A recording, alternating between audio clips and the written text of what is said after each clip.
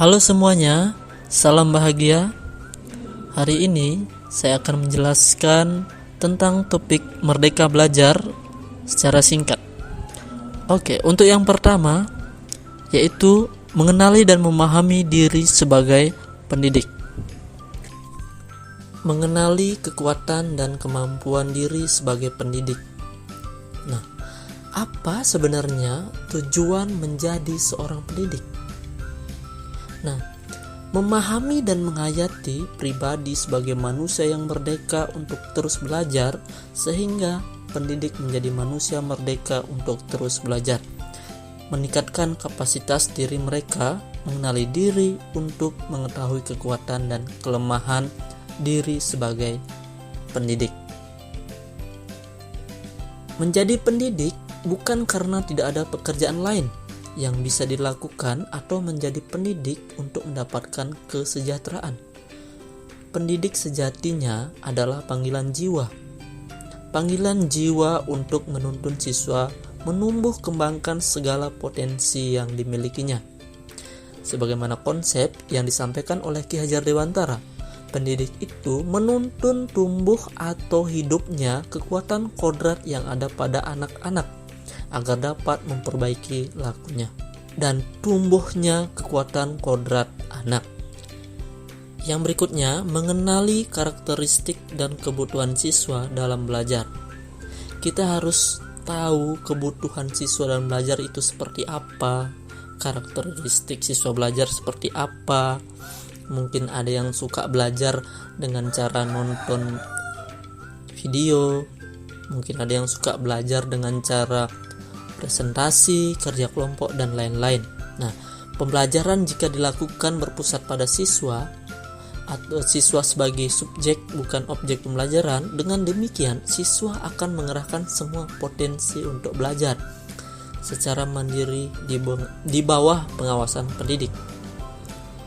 Pendidik juga berperan untuk memastikan pembelajaran yang didapatkan siswa sesuai dengan perkembangan zamannya.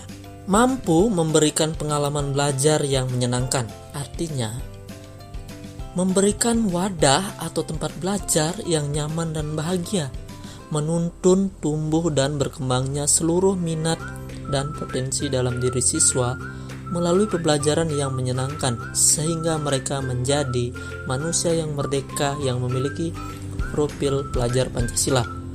Manusia yang bersandar pada kekuatan sendiri baik lahir maupun batin dan tidak bergantung pada orang lain. Sebagai pendidik, kita memiliki peran sebagai fasilitator. Kita menjadi pembuka jalan atau jembatan antara ilmu dengan siswa. Mendidik dan mengajar. Mengajar merupakan bagian dari pendidikan. Menyampaikan ilmu atau manfaat bagi hidup anak secara lahir dan batin, menuntun secara kodrat yang ada pada anak agar dapat mencapai keselamatan dan kebahagiaan yang setinggi-tingginya. Layaknya seorang petani yang menanam padi, dia hanya dapat menuntun tumbuhnya padi, mengusahakan kondisi yang terbaik agar padi dapat tumbuh sesuai kodratnya. Petani mungkin dapat memperbaiki keadaan tanaman padinya atau bahkan menghasilkan tanaman padi yang lebih besar daripada tanaman padi yang tidak dipelihara. Bagaimanapun, ikhtiar terbaik yang dilakukan oleh petani untuk tumbuhnya padi tidak akan dapat membuat tanaman padi itu tumbuh menjadi tanaman jagung atau tanaman lainnya. Anak-anak tumbuh berdasarkan kekuatan kodrat yang unik. Mendampingi murid dengan utuh dan menyeluruh. Berdasarkan filosofi, Ki Hajar Dewantara menetapkan asas trikon, yaitu kontinu, konvergen, dan konsentris. Yang pertama yaitu kontinu. Pengembangan yang secara berkesinambungan dilakukan terus-menerus dengan perencanaan yang baik. Budaya, kebudayaan, atau cara hidup bangsa itu bersifat kontinu, bersambung tak putus-putus. Dari zaman penjajahan sampai zaman kemerdekaan, perkembangan dan kemajuan kebudayaan serta cara hidup bangsa terus menerima pengaruh nilai-nilai baru. Konsentris. Pendidikan harus menghargai keberagaman dan kemerdekaan murid. Bersikap terbuka, tetapi tetap kritis dan selektif terhadap pengaruh kebudayaan di sekitar. Kecerdasan budi pekerti. Menurut Ki Hajar Dewantara, budi pekerti adalah perpaduan antara gerak pikiran, perasaan, dan kehendak atau kemauan sehingga menimbulkan tenaga. Budi pekerti juga dapat dimaknai sebagai perpaduan antara cipta, kognitif, dan rasa, afektif, sehingga menghasilkan karsa, psikomotorik. Misalnya, seseorang yang memiliki budi pekerti jujur, maka kecil kemungkinan ia melakukan kebohongan atau mengambil sesuatu yang bukan miliknya, atau bahkan ia akan merasa terganggu jika melihat ketidakjujuran terjadi di sekitarnya. Kita dapat melihat perpaduan antara pengetahuan atau wawasan tentang kejujuran kognitif dan perasaan yang mengikuti, seperti ia merasa gelisah, tidak nyaman, atau tidak jujuran, yang kemudian menghasilkan watak perilaku jujur psikomotorik.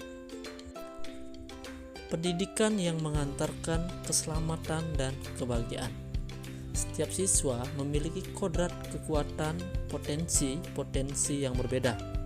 Pendidik membantu mengantarkan siswa untuk merdeka atas dirinya sendiri, untuk kehidupan dan penghidupannya, memelihara dan menjaga bangsa dan alamnya. Fungsi pendidikan mengantarkan murid agar siap hidup dan memberikan kepercayaan kepada murid bahwa di masa depan mereka akan mampu mengisi zamannya, yaitu tidak cukup hanya hidup kepentingan dirinya individualistik, tetapi juga berkontribusi untuk masyarakat dan lingkungan di mana ia berada, bersama-sama mencapai keselamatan dan kebahagiaan.